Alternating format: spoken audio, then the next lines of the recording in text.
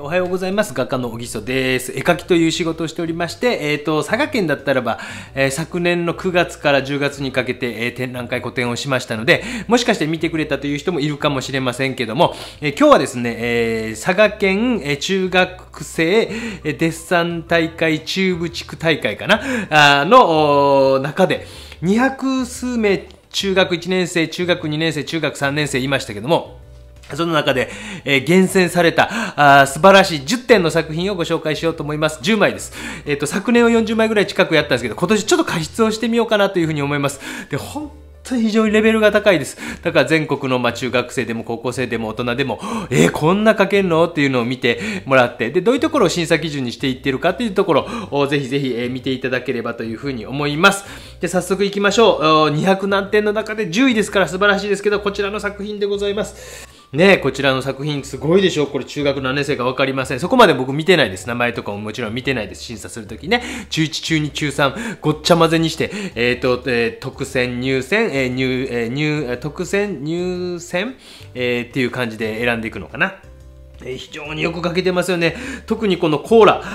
ちゃうわ。何ですかこれ、ゾーンか。という、なんとか、エナジードリンクですか。おじさんよう知りませんけども、そういったものをよく書けているなと思います。で、ちょっと加筆とかもしながらしていくんですけど、で、これ、例えばちょっとだけ水平垂直で言うと少し曲がっているんですけども、で水平垂直に関しては、この紙とかの横の線を、だいたい一般的には垂直として、紙のこういうところとか、こういうところとかのを水平という風にデッサンの場合は捉えます。で、一般的には二点透視図法というのを使うんですが、この方の場合というのは、二点透視と言っても、モチーフがある程度近かったから、自分の目のところって大体この辺りが中心になってて、実際こういう風に斜めになっていたんだと思います。で、これは僕本当逆に言うとよく観察しているなと思ったんですよ。本当に自分の真正面よりもちょっとこっちやったらそういう風に斜めになっていくもんなんですよ。で、実際に世の中で僕らが見えてる世界ってそういう風に三点透視で見えているので、僕はだからそこのところは全然 OK かなという風に思いました。で、あ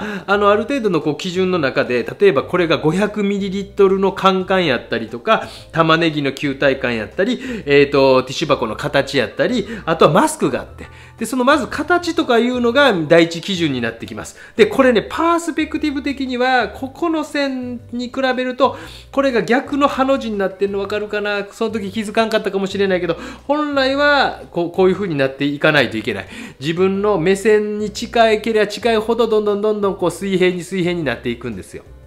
というところができてなくて、こういうところの欠点、どちらかというとデッサンは減点法的なところがあって、こういうところがちゃんとできてればもっとよかったのになっていうところと、ちょっと玉ねぎに関しては光の方向がどっちから来てるのかなと、このエナジードリンクを見ると影がこっち側に落ちているというところを見ると逆光やったんちゃうかなということで、そのあたりの逆光感みたいなのがもうちょっと欠けてきたりすればもっと良かったのになということで、少しだけ加筆してみると、少し多分このあたりというのは逆光をやったんちゃうかな、どうなんですかわかりませんけども、少し逆光感みたいなのが出てきて、下の方に影まで落ちてきて、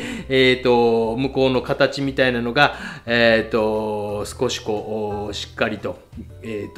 合ってきたりすれば、もっと良かったのになと、ちょっとすみませんね、我が家うるさいですけど、向こうの形ちょっと汚い村っぽくなりました。このあたりのところがもう少しこういう風にできてくれば、ちょっと違った評価になってくるんじゃないかなと思います。で、そういったところをまずしっかり頑張られてみてください。はい、すごく2時間ちょっとで書いてるんでしょ？素晴らしいなと思います。第9位の方です。こちらの作品です。これもすごくいいですね。形すごくいいなと思いました。よく書かれています。で、これなんかも光の方向みたいなのはすごくわかりやすいですよね。だいたい側溝で光が当たっているなと、真横から光が当たっているなというのが見えてきて、形は逆に言うとそんなに悪くないかなというふうに思います。で、もうちょっと奥行きみたいなのがオーバーに出てきてもいいです。オーバーにね。どういうところなんかっていうと、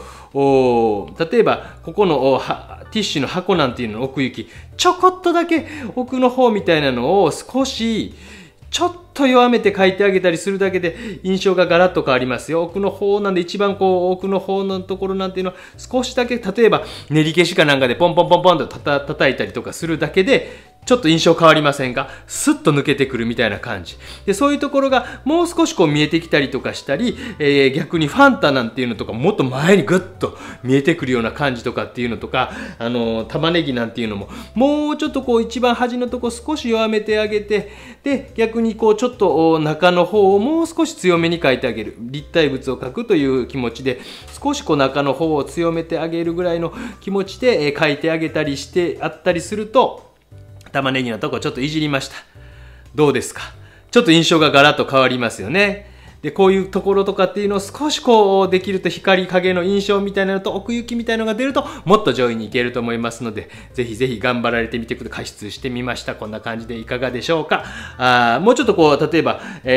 マスクなんていうのも固有の色ですね。こう白い固有の色というのをもう少し大事に、最終的にはこう、なんか練り消しでポンポンポンポンと叩いてあげて、ちゃんと固有の白の中の影とか見えてるかなとかっていうのが描けたりするともっと良くなる気しませんか？そういうところをぜひ直してみてください。もうこの辺りの子たちはもう相当うまいです。中学生でこんな描けるってすごいなと思います。で、第8位の方、こちらの方です。これなんかもだいぶ形はいいですけど、ね、ちょっと気になりますよね。こういうところとかの、ところの透視図法的なパースペクティブ。あとは、これティッシュ箱、我が家でも使ってる多分ネピア的なやつやと思うので、このネピア的な、ちょうど本当にここにありましたけども、書き出す前に自分の手とかで、これぐらいに対してどれぐらいかなとか、鉛筆とかこういう風にして1対1、2、3、4.5 ぐらいかなとか、まずなんとなくこう測ってみたりするのもいいかなと思います。これやったら1対1、2、3、4、5、6、7、ちょっと一回り大きいんちゃうかなとかって見えてきませんか？で、ちょっとこうなんか横平べったい感じに見えるなとか、奥のこの透視図法的に赤い線で描くと分かりやすいかもしれないけど、ね、奥の線というのが水平になってるかというとそうではなくて、角度がどっちかとついていってしまっているんじゃないかなとか、そういうところを少し直してみましょうね。そういうところを直していくとお兄ちゃんが来そうな気がしますね。もう今日はなんかワクチンの注射を打ったので外に出たらあかんと言われてますので、このぐらいで例えば奥のところだけでもまず直してみました。本当はこれぐらいの見え方で、それでもちょっと薄っぺらい感じを箱をね、ティッシュ箱ちょっとするんやけども、ちょっとそういうところを直してみたりとか、あとは例えば、玉ねぎの中の色ね、玉ねぎの中の、ここに入ってるような黒さ、これと例えば一番黒いところの黒とかっていうのはちょっと似てて、玉ねぎはもうちょっと明るいんちゃいますか？どうですか？ちょっとその辺が少し黒くなりすぎてしまったんで、それでも手前に出そうと思えば出せますので、大丈夫ですね。書き込みとかしっかりしてあげたりすれば少しだけ明るくしました。玉ねぎのところとかちょっと見てくださいね。これぐらいでも十分見えるはずなんですね。で、ちょっと固有の色、それぞれの固有の色みたいなのが、もうちょっとこれも例えば、マスクの色みたいなのが、ちょっとこう、黒白が、まあね、だいぶ汚れてしまってたりするかもしれませんけどね、そういうのが少し明るく描かれていたりすると、固有の色みたいなのが白い中の影とか、玉ねぎの色の影とかっていうのが見えてくるんじゃないかなというふうに思います。ちゃんとこれ録画が最近あんま機能しませんので、できているか祈りながら、第7位の方、こちらです。これもまたすごいいい作品ですよね。もうこの辺になるとあんまり大きな形の狂いみたいなのがないんですね。だから、カンカンとかも500のカンカンのあれがどんな感じなんかなとか、玉ねぎのサイズ感みたいなとか、そういったところがどんな感じかなというところまでよく描けているなというふうに思います。これも若干玉ねぎ黒すぎるかなというのがね、惜しいね。だからこの辺になってくると今度は固有の色みたいなのがちょっと確かに手前やから黒くしようという気持ちわかるけど、その中でも固有の色、ちょっと玉ねぎ今いじってみましたけど、どのぐらいかなとか、箱のティッシュの箱の色ってどんな感じだったんですか？僕はこのいろんなティッシュのわからないですけど、もうちょっと例えば上面、上の辺の面とかっていうのは少し明るいんちゃうかなとか、でそのあたりとかっていうところまで欠けてきたりすると印象がガラッと変わってきませんか？そうするとぐーっともっともっと上の方に行くと思いますし、まあ中学生でここまでできたら本当に何も問題ないと思います。次のステージへ行く。まあデッサンって何のためにするかっていう、こういう本当にちょっとしたこと、いろんな形であるとか、光の方向であるとか、質感であるとか、そういったことを自分の中でこうかなって微妙なところをこう行き来する訓練やと思います。もちろんこういうタブレットで絵描くっていうこともどんどんこれからしていってるでしょ、皆さんね。中学生なんかしてると思うんですけど、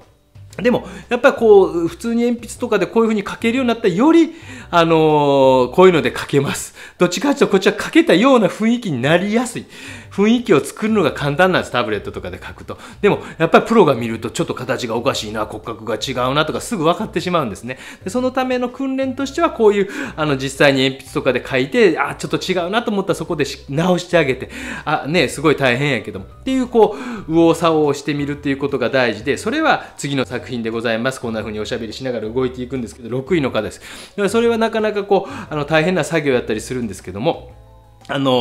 いろんなことにこれは役立ってきます。もちろんその芸術とか美術とかの方に進むだけではなくて、いろんなこう、例えば、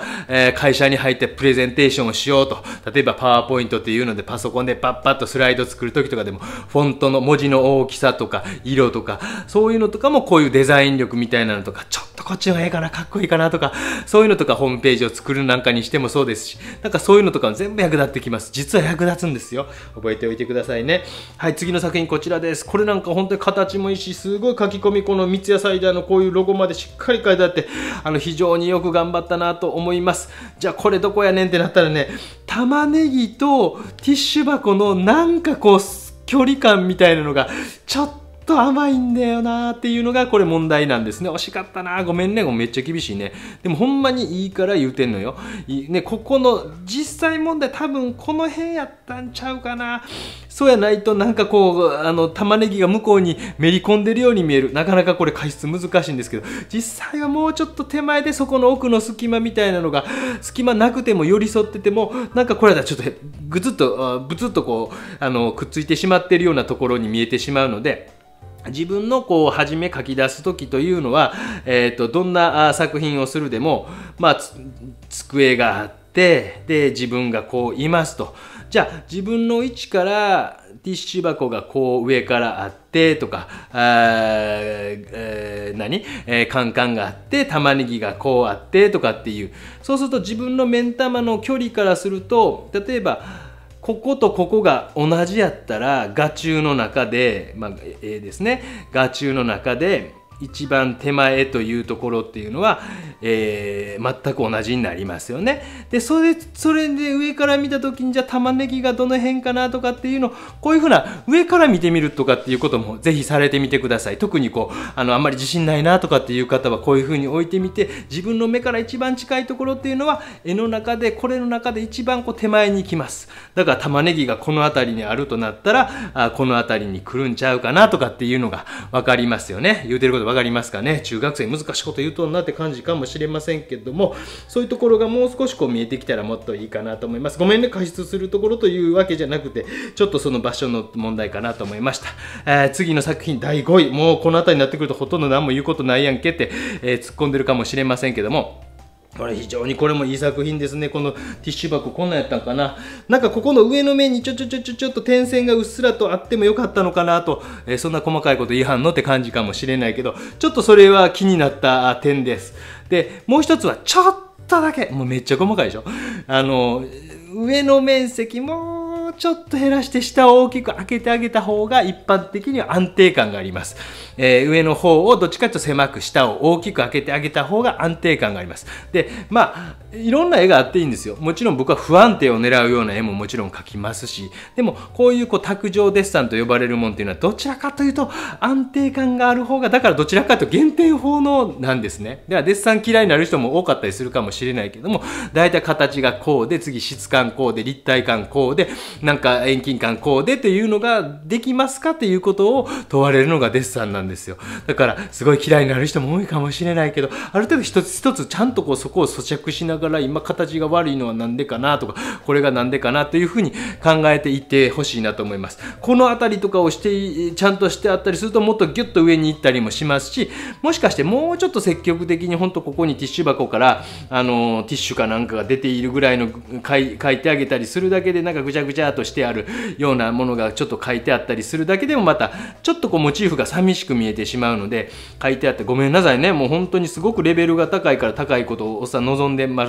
でしまうんでございますよね。何を言うとんねんって感じが、ちょっとティッシュの中になんかこうね出てる部分とかを書いてあげるというだけでもちょっと印象が変わってくるかもしれませんので、そういったところとかっていうのも積極的にやっていってみたら、もっともっと、ちょっとティッシュのこう紙かなんか出すだけでね、上の方の空間が少し変わってくるかなと思って書いてみただけなんですけどね。ちょっとこう、右側の方に主役が寄りすぎているところがあるので、すごい細かいね、ごめんなさいね。でもすごくいいです。だって200何人中5位やからものすごい優秀ですよ。ね、頑張ってくださいね。次4位ですよ。もうすごいですよね。こちらの作品です。もうなんかね、この辺りになってくると本当にね、皆さん嫌でしょ。こんな僕もコカ・コーラのロゴとか書くの嫌やけど、よう書いてあるなっていう感じします。ね、ティッシュ箱。これも上の面っていうの書いてないけど、これ形に関してはそれぞれすごくよく描けているなというふうに思います。どちらかというと光が上の方から来ているのかなっていう感じが見受けられて、光のこう方向みたいなのがちゃんとこう上から向こうから逆光気味に来ているっていうのもよく見えてくるなっていう感じがします。でこれ4位でもう一歩上に行くためは、これはねやっぱ固有の色やったかな。惜しいね、固有の色。特に玉ねぎの中のこう光と影みたいな陰影コントラストがちょっと強すぎる。白い暗いっていうのがちょっと強すぎて、でそれによって何が起こるかって、白黒のコントラストが強いものって世の中で言うと鉄とかね、そういったものになってしまうんですよ。で鉄とかみたいにちょっと見えてしまうなっていうところがもったいなくて、もう少しこうコントラストとかっていうのを調整しながらできてくればもっと良かったのにな。少しだけいじりましたね。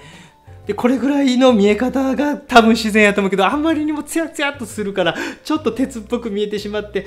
もったいなかったな、惜しいな、もうちょいやなっていうところで、次の課題がちゃんと見えてきたんじゃないかなというふうに思います。そういうふうにちょっと課題、あとは輪郭のところで回り込みみたいなのが少しこう描けるようになってきたら、もっともっと多分良くなると思うので、次の課題というのもしっかり見えて、あとねこの3日間の課題を持ってぜひぜひ玉ねぎまたチャレンジしてみたらいいんじゃないかなというふうに思います。本当にすごくこうもう本当に中学生でもう去年もそうやったけども、ものすごいレベル高いですよ。もう皆さん自信で1年生とかもう本当2年生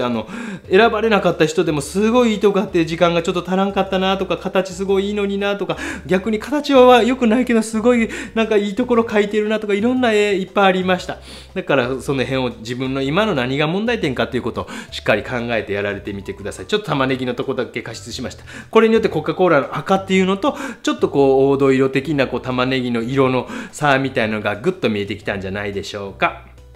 ということで次は3位です。すごいね。もうこの辺になってくるとこう何も言うことあれへんぞおじさん困ったなっていう感じですけども、こちら第3位に選ばせていただきました。これも非常にいいですよね。よく書いてあるの、丁寧に本当にカルピスので形もいいし、構図もね上の方と下の方のこうバランスみたいなのもすごく良くて、すごく好感が持てました。さあこれどこかなってなった時に、これもまた玉ねぎかな。玉ねぎのもうちょっとしっとり感、何かもののしっとり感がもう少し出るとよかったよね。ちょっと硬めの鉛筆かなんかも使いつつ、ちょっと柔らかい鉛筆と硬めの鉛筆みたいなのを使いつつ書いてあげてももっともっと良くなるんちゃうかなと思いますんで、例えば反射光と呼ばれるようなところっていうのはちょっと硬めの鉛筆かなんかで少し紙のボコボコした中に、置いてあげて、でちょっとこう何ですか、マスクのところが前に出てくるように少しだけいじりますけども、ちょっとだけこういうところにギュギュギュギュギュと。で本当に今もう中学校の先生方がいない学校のね子供たちもおるし、で逆にすごい中学校の本当佐賀県の美術はものすごい盛んですよ。本当にこうでやっぱりこれから美術ってすごく大事だと思うし、こうクリエーションっていうのとイマジネーション、僕いつも言ってますけど、やっぱりこう何かを作り出すっていうこと、ね、誰にでもできる作業じゃない、こう AI とかにできないような作業っていうのがちょっとこうビュッと前に出てきて、ちょっとしっとりした玉ねぎの雰囲気出てきませんか？っていう、こう前後関係をギュッと出してみて、それでなおかつ、玉ねぎのしっとり感みたいなのが描けるようになってくると、もっともっと良くなると思います。本当にもう第3位で、加筆するとこっていうのはそのあたりぐらいかなというふうに思います。なんかこうモチーフとかを本当にいろんな場所に置いてみて、全くもっての逆光とか、真上から光がドーンと当たってるとか、いろんな蛍光灯の光ドーンとか、自然光の窓辺にポンと置いてみるとか、いろんなこう状況で試してみたりすると面白いと思いますよ。これかっこいいかもとかっていうのが出てくるんじゃないかなと思います。そしてあと2枚です。第2位の方、こちらの作品です。もうあんまりこの辺になってくると文句をつけるところがもう全くなくなってきたなっていうのが私の感想でございます。で、本当にこれもどちらかと向こうからどちらかと光が入っているという状況がよく見えてきて、向こうの方から少し光が入ってきているから影がこういう風に落ちとんのかなというのがなんとなく見えます。で、ちょっとこうそのあたりというのの整理みたいなのができていないという方はやっぱりちょっとなかなか選ばれにくいです。あとは形に関して少し狂っているという人はやっぱりこう選ばれにくいので、これもっともっと上に行くためにはやっぱ玉ねぎやったかな、これもねっていう、こういう光の当たり方すると影がどの辺に入っているかなっていうのがある程度自分の中でもうちょっと整理できたらもっともっと良くなったのになというふうに思います。めっちゃ厳しいね。中学生であれな、これぐらい厳しく言ってもないいと思いますもんね。わからないですよ。僕は知らない中学生をあんま教えたことないので、一番教えてたのはまあ大学生あたりかなと思いますけど、いろんな世代を教えてきましたけど、でちょっとこういうふうに逆光の感じを少し影を描いてみて、これもなかなか真っ黒とかにしてしまわないようにしながら、気をつけながら少しだけこう影をしまったレイヤーをつけるのを忘れてました。こういうことよくやります。こういうことをよくやりますね。レイヤーをもう一回つけた状態で、描いていきますけども、よくやります。少しで疲れるでしょ。おじさん頑張ってるでしょ。少しこう逆光感のあるような、全くもっての逆光よりもちょっとこうっていうところを少し加筆してみたりすると、また玉ねぎの存在感みたいなのがぐーっと出てきませんか。で、細かいようですけど、ものすごい細かいよ。もうめちゃくちゃもうおっさん細かいわ、うるさいわ、ボケとか言うてるかもしれませんけどね。もうほんと関西人は口が悪すぎますけど、この形とこの形がビタッとくっついてるんですよ。で、こういうところはどっちかを前にとかしてあげた方が描きやすい。だからちょっとこういうところというのはもう本当にね、関西人は本当に口が悪いですよね。もうどうしようもないですよね。なかなか治らないもんですね。少し、大きくかぶっているような状況をしてあげたりするだけでちょっと書き込みやすくもなってきたりとかするので、こういうところはなんかこの線なんかおじさんからしてもめちゃくちゃ難しいんですよ。ね、皆さんね、このラインとここの玉ねぎのラインがビタッとくっついてるんよ。こういうのね難しいよ。ちょっと手前に玉ねぎしてあげたりするだけでとか、ちょっとこうマスクの位置をほんの少し動かしてあげるだけでとかっていう感じがあるので、なんかこう書き出しの段階でちょっとだけあれと思ったら少しだけ動かしてみたりするとぐっと描きやすくなるので、こういうなんかこう線が重なってきて3つも同じようなところに来てしまったりすると書き分けのめっちゃ難しいので、こういうところだけは注意してやってみられたらもっと良くなると思います。頑張ってくださいね。もう本当にすごいなと思います。さあ、最後の作品です。第1位はごめんなさいね。第1位はこちらです。ね、もうこうなってきたらあんまもう文句言うとこなくなってきてね、おじさんの仕事終わったって感じでございます。もうこれなんかもほとんど何も言うことあれへんかなというふうに思います。形もいいし、光の感じもいいし、固有色もしっかりかけてるし、質感までかけてるしっていうところでね、もうあんま何にも言うことないなと思いながら見ておりました。はい、今一生懸命あらを探すという性格の悪いことをしているおじさんですけども、もしかしてもうちょっと影がしっとり描いてやったらもっと良かったのかもしれないね。唾が今バンバン飛んでますね。ここにね熱く喋ってますけどもね、ちょっとだけこういうざらつきみたいなのが少しだけこう抑えられて、F ぐらいとかね HB ぐらいかな、もうちょっとこうしっとりと硬いめの鉛筆で鉛筆を立てながらこう描いていってあげた方が多分ちょっと静かになる。影の面っていうのがどうしてもざわざわっとしてくるよりは少ししっとり描いてあげた方が、ほんの少しですけどいじりましたね。引きで見た時も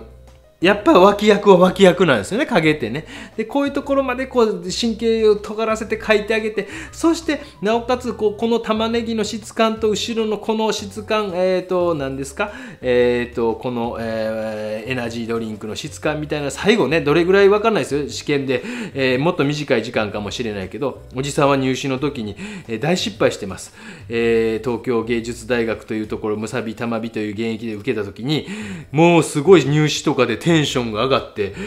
いつもより早くできてしまったんですよ。下手すれば1時間ぐらい早く、もう緊張もしてるしテンションも上がってるから、そしたらね、いらんことばっかしてしまってなんかあかんかった。だからちょっとそういうところで最後冷静に、あんまり焦りすぎずに、ちょっとこういうところ鉄の質感とかが出てへんかな、出てるかなとか、こっちの方はザラッと描いた方がいいけどこっちはしっとり描いた方がいいかな、ちょっとだけ鉛筆を固めっても F とか HB ぐらいでも十分できると思うんですけど、ちょっとそういうので鉛筆尖らせて、ちょっと丸くなったらすぐ尖らせてぐらいのことやってあげたらもっともっと良くなると思いますので、本当に今でも十分やと思います。これからもっと上をぜひ目指してみてください。いつかね、おじさんと会える日が来ればいいなというふうに思います。皆さんお疲れ様でした。どうですか、全国の皆さん、すごいでしょ、中学生佐賀県の素晴らしいデッサンを見ていただきました。ではでは、チャンネル登録よろしくね。バイバイ。